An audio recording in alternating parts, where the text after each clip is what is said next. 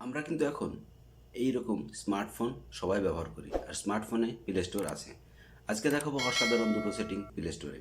আমরা যে কোনো অ্যাপস প্লে স্টোরের মাধ্যমেই ইনস্টল করি, আর যে কোনো অ্যাপসকে আপডেট দেওয়ার জন্য প্লে স্টোরকেই ব্যবহার করি। কিন্তু আমরা জানি না কী করে প্লে স্টোরটাকে আপডেট দিতে হয়। কেননা সব অ্যাপস যদি আপনি প্লে স্টোরের মাধ্যমে আপডেট দেন, তাহলে প্লে স্টোরটাকেও আপনাকে আপডেট দিতে হবে। কেননা প্লে স্টোর আপডেট দিলেও নতুন ভার্সান আপনার আপডেটের সাথে সাথে চলে আসবে। তো কী করে প্লে স্টোরকে আপডেট দিবেন এবং আপনি যে অ্যাপসগুলো আনইনস্টল করে দেন সেগুলো কোথায় জমা হয়, সেই সেটিংগুলো আজকে দেখাবো। সর্বপ্রথম আপনি কী করবেন, আপনার প্লে স্টোরে ক্লিক করবেন।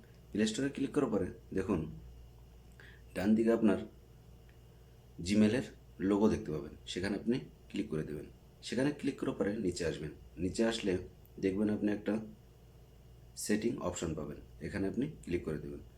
এখানে ক্লিক করার পরে অ্যাবাউট বলে আর একটা অপশন পাবেন, দেখুন নিচে অ্যাবাউটে আপনি ক্লিক করে দেবেন। অ্যাবাউটে ক্লিক করার পরে স্ক্রল ডাউন করবেন, তাহলে দেখবেন আপডেট প্লে স্টোর, এখানে আপনি ক্লিক করে দেবেন।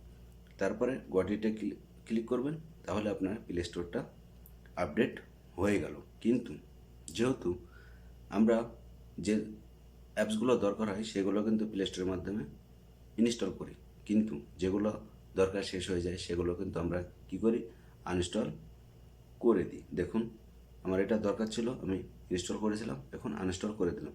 তো আনইনস্টল করার পরে অ্যাপসটা কিন্তু আমার মোবাইলে আর থাকলো না। কিন্তু এটা প্লে স্টোরে কোথায় জমা হয়, এটাও আপনি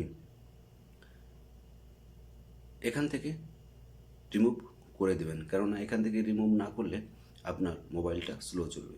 আর এই সেটিংটা যদি আপনি করতে পারেন তাহলে আপনার মোবাইলটা ফাস্ট চলবে। তো আবার কী করবেন, প্লে স্টোরে ক্লিক করবেন। প্লে স্টোরে ক্লিক করার পরে সেম আপনি আপনার জিমেল লোগোতে ক্লিক করবেন।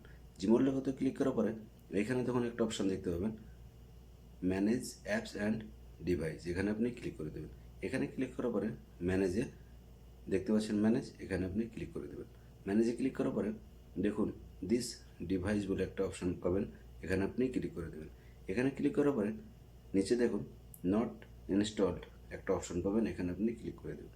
এখানে ক্লিক করার পরে আপনি যে অ্যাপসগুলো ইনস্টল করেছিলেন তারপরে আবার আনইনস্টল করে দিয়েছেন, সেই অ্যাপসগুলো আপনি এইখানে দেখতে পাবেন। আমার যেহেতু একটা অ্যাপস আমি আনইনস্টল করেছি, এর আগে যা করেছিলাম ডিলিট করে দিয়েছি, তো এখানে একটা দেখুন একটা অ্যাপস শো করছে।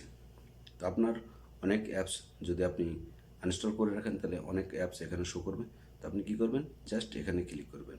এখানে ক্লিক করার পরে দেখুন এখানে আপনি ডিলিট অপশান দেখতে পাবেন, এখানে আপনি জাস্ট ডিলিটে ক্লিক করবেন, রিমুভে ক্লিক করবেন, আপনার অ্যাপসটা এখান থেকেও রিমুভ হয়ে গেল। এইভাবেও আপনি প্লে স্টোরকে আপডেট করতে পারবেন এবং যে অ্যাপসগুলো ইনস্টল করার পরে আনইনস্টল করে দিয়েছেন সেগুলো এখান থেকে রিমুভ করতে পারবেন। তো এটাই ছিল আজকের ভিডিও। ভিডিও যদি ভালো লাগে পাশে থাকবেন, দেখা হবে পরবর্তী ভিডিওতে।